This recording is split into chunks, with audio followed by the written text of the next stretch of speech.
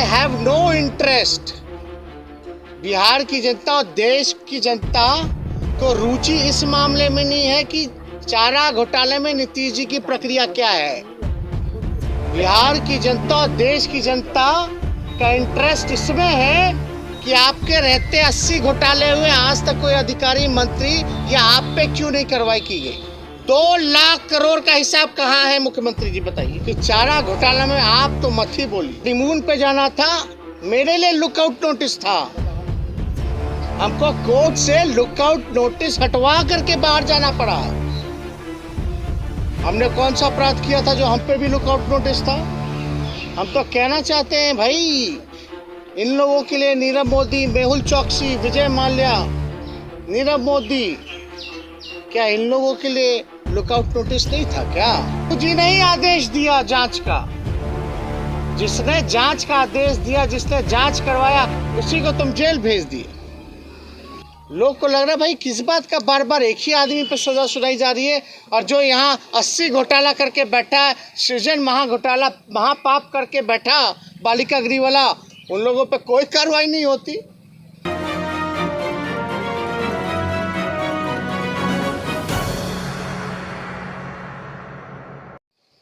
या हम लोग को डरने वाले हैं क्या?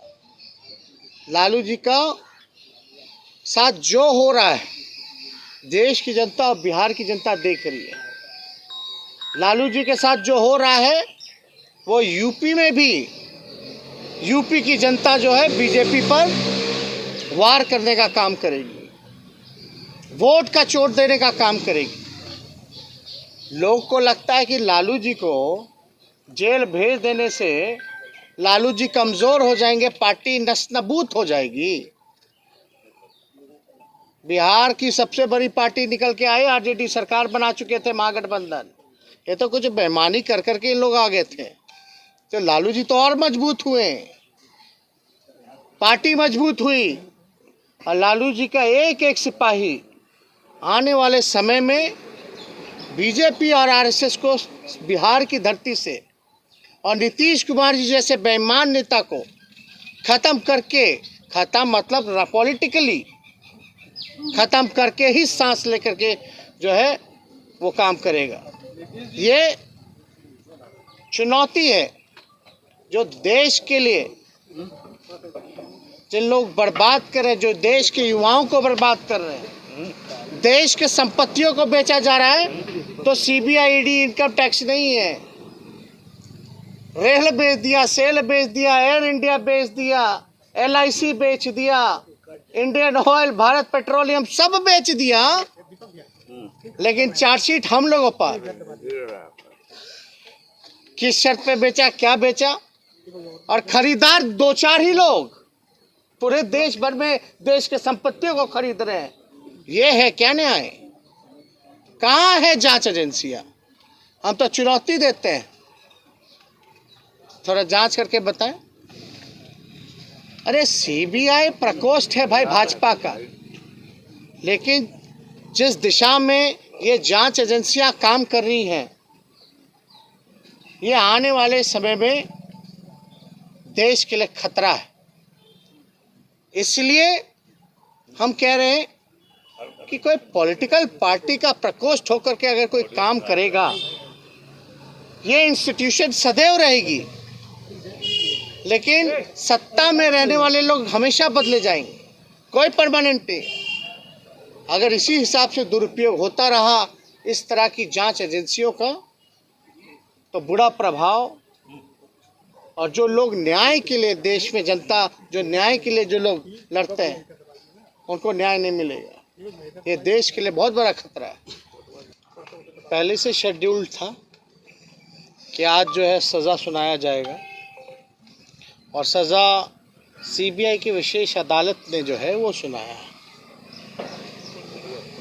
अदालत के फैसले पे हम कोई टिप्पा टिप्पणी नहीं करेंगे, बल्कि हमने पूर्व में भी ये बोला था कि जो भी न्यायालय का फैसला है उसका पालन होना चाहिए।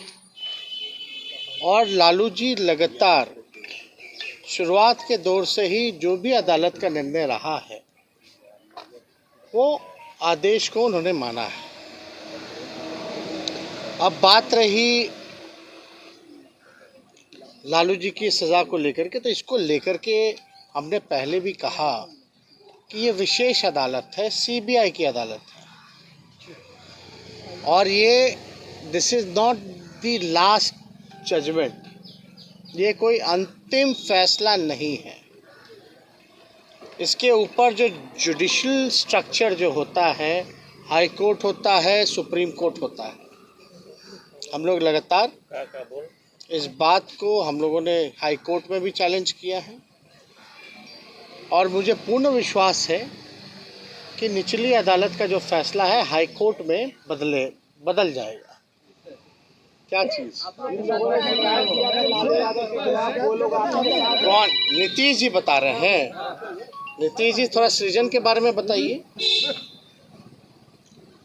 आई have no interest.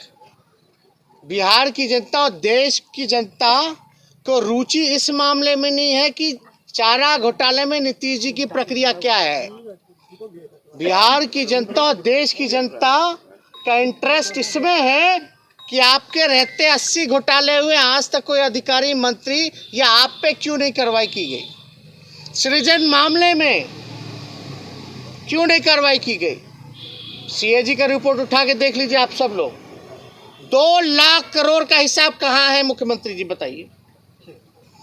2 lakh crore का इंटरेस्ट इसमें है। और नीतीश जी को बताना, हम देखिए बड़े हैं, मुख्यमंत्री हैं चोर दरवाजे के, तो हम इतना ही उनको कहेंगे कि चारा घोटाला में आप तो मत ही बोलिए। आप जहां बोलिएगा तो आपका क्या भूमिका है, अब हम जाना नहीं चाहते इतिहास में कहां कहां क्या क्या भूमिका है, डिटेलिंग हो जाएगी। मुद्दा से नहीं भटकाना चाहते।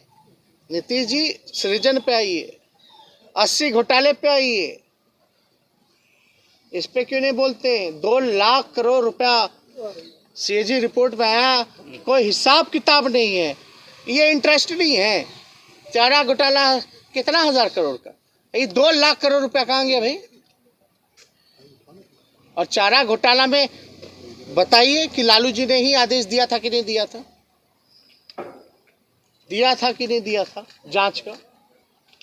तो जो दोषी है वो जांच करवाएगा, वो भी सीबीआई से। ये सब लोग जानते हैं। उस दौर में जनता दल का दौर था, और जनता दल में उस दौर में क्या क्या चल रहा था वो सबको पता है। कितने खेमे थे। हमको हनीमून पे जाना था, मेरे लिए लुकआउट नोटिस था। हमको कोर्ट से लुकआउट नोटिस हटवा करके बाहर जाना पड़ा।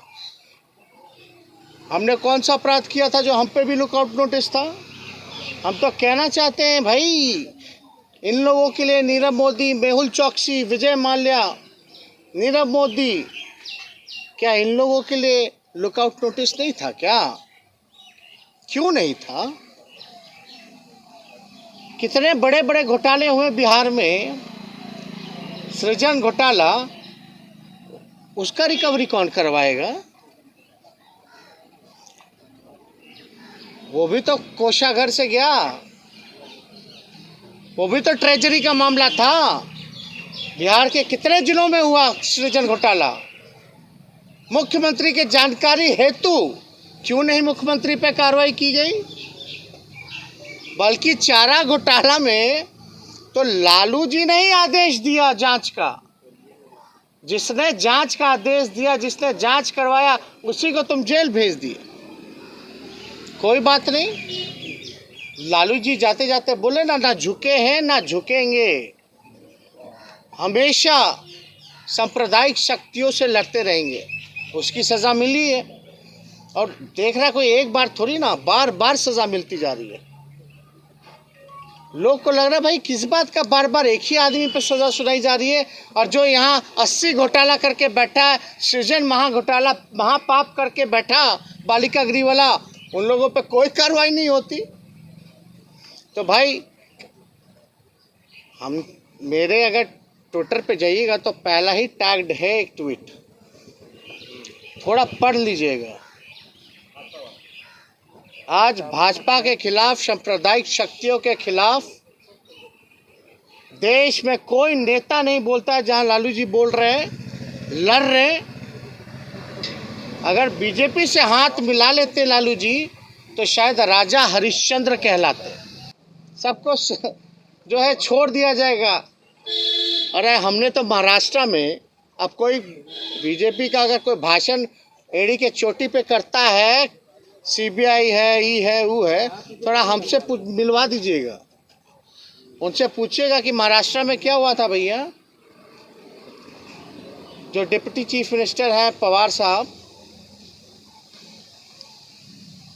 जब बीजेपी जब गए डिप्टी सीएम बनाएगा तो सीबीआई ने सारे केस वापस कर दिए। याद कीजिएगा वाकया, सारे केस वापस कर दिए। जब सारा केस खत्म हो गया तो पवार साहब वापस एनसीपी में आ गए, जो शरद जी के भतीजे हैं। जब वापस आए तो दोबारा ईडी और सीबीआई के छापे और रेड पड़ने लग गए। यही है जांच एजेंसियां क्या? ये तो जीता जाता उदाहरण है, और हमको कैसे सैकड़ों उदाहरण मिलेंगे, इस पे हम नहीं कहना। लेकिन साथ बार बार एक ही आदमी को प्रताड़ित किया जा रहा है। तो आने वाले समय में लालू जी के चाहने वाले लोग या बिहार का हित जो चाहते हैं, देश का हित जो चाहते हैं, वो सब जो है भाजपा, आरएसएस और नीतीश जी को, पार्टी को जो है विलुप्त करके ही, राजनीतिक रूप से खत्म करके ही सांस ले